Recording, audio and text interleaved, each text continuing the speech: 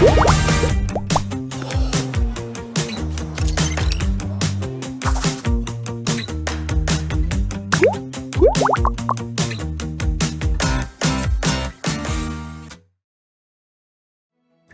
everyone, I'm your good friend Toby.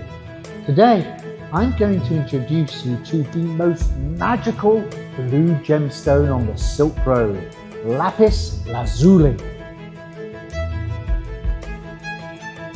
Its blue is deeper than the ocean and more enchanting than the magic potions in fairy tales.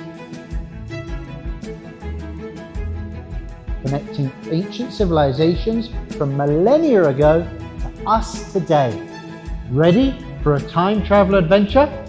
Let's go!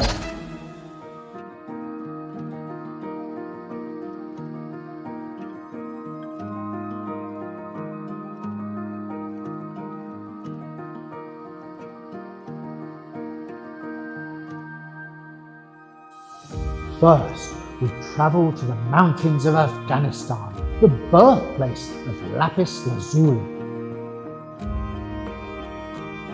As early as 6,000 years ago, before the pyramids were even built, people began mining this blue gold. In pursuit of this captivating deep blue, they trekked through mountains and deserts, creating one of the oldest trade routes on Earth, the lapis lazuli road. Soon, lapis lazuli became a superstar in the hearts of people across civilizations. Ancient Egypt revered it as a gem and a sacred offering for priests and pharaohs, calling it the stone of the heavens. The Sumerians saw it as a symbol of divine will, and the Chinese widely used it in Buddhist art and imperial craftsmanship.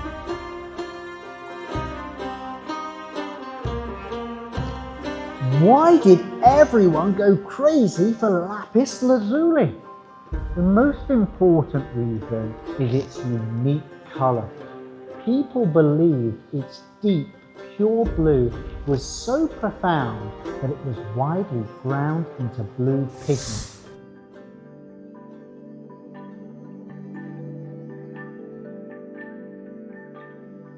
Look here, 1,700 years ago, in the Kizil grottos on China's western frontier, craftsmen ground lapis lazuli into powder, mixed it with glue, and painted an unfading sky blue hue, transforming the entire cave into a breathing blue starry sky. And let me tell you a secret. Archaeologists used microscopes to discover that every stroke of blue here is pure lapis lazuli, with no added azurite or other blended blues.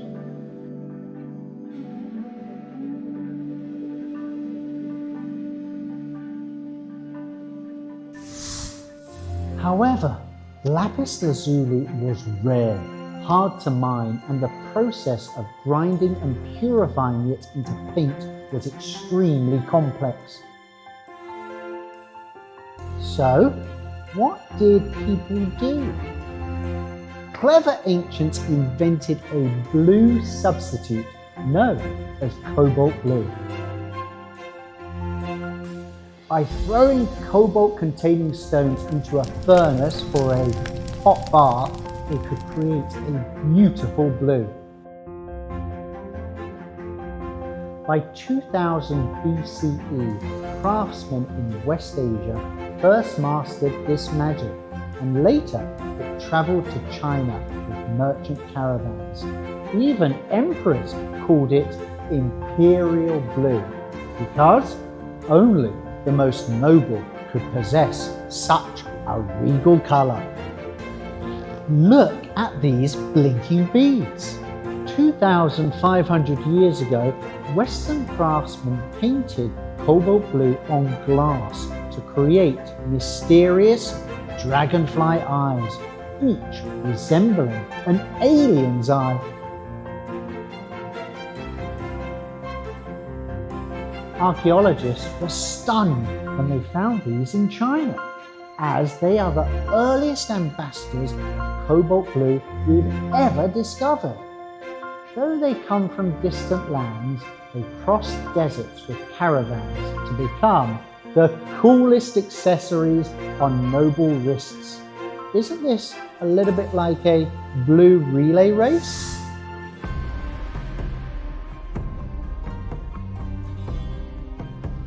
During the prosperous Tang dynasty, cobalt blue arrived in China with Persian merchants via camels and ships, instantly making the Tang tricolour pottery the top trend. As a treasure of Chinese ceramic art, Tang tricolour pottery is vital evidence of the Silk Road's history. The Tang craftsmen used blue glaze in incredibly diverse ways, splashing it on pottery like a palette.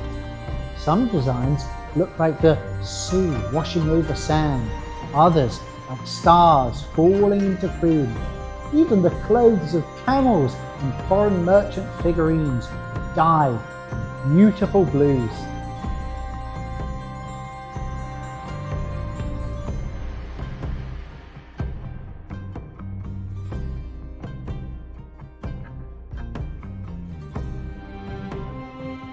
Look at this blue chubby 3-footed jar from the Axor Foundation. The blue glaze melted into gradients in the kiln, cooler than a rainbow.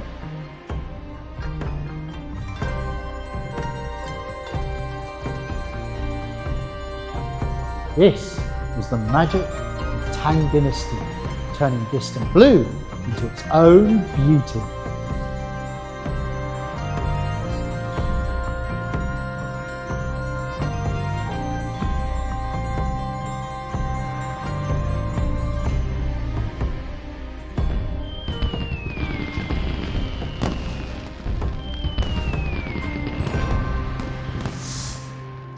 Notice something?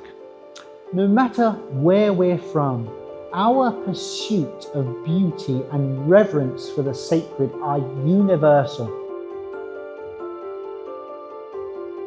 These distant blue gemstones, lapis lazuli and cobalt blue, followed the jingle of camel bells and the rhythm of sailing waves, painting a flowing blue trail across the Silk Road map.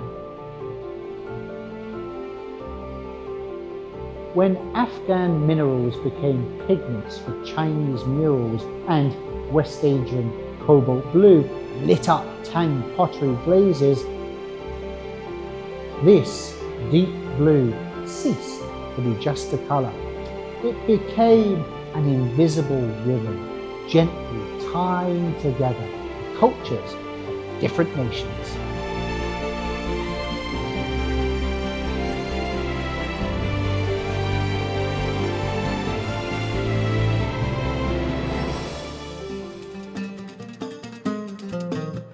Therefore, you can see that the Silk Road paved with blue is never just about stones and pigments. It's a whisper between civilizations, a heartbeat about beauty, creation, and a connection when our palms touch, just like now. Even through a screen, we can be dazzled by the blue magic of millennia ago.